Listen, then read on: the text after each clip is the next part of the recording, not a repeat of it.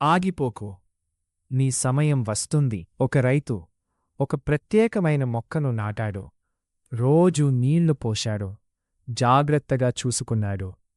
కాని ఒక సంవత్సరం గడిచింది. ఏమీ పెరగలేదు.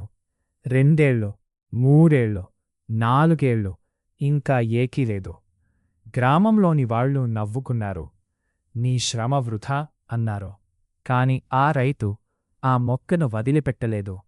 ప్రతిరోజూ నీళ్లు పోశాడు. ప్రతిరోజూ నమ్మకం పెట్టుకున్నాడు. 5వ సంవత్సరం వచ్చింది. ఒకరోజు చిన్న మొలక బయటకు వచ్చింది. కొన్ని వారాల్లోనే ఆ మొక్క 90 అడుగుల ఎత్తుకు పెరిగింది. అది బ్యాంబూ ట్రీ.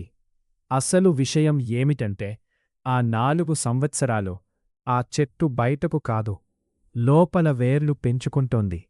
బలమైన వేర్లు లేకుండా అంత ఎత్తుకు ఎదగలేకపోయేది.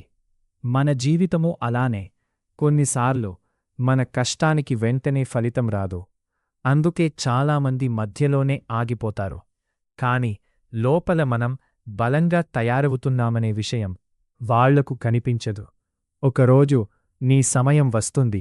అప్పుడు ప్రపంచం నీ ఎదుగుదలని చూసి ఆశ్చర్యపడుతుంది.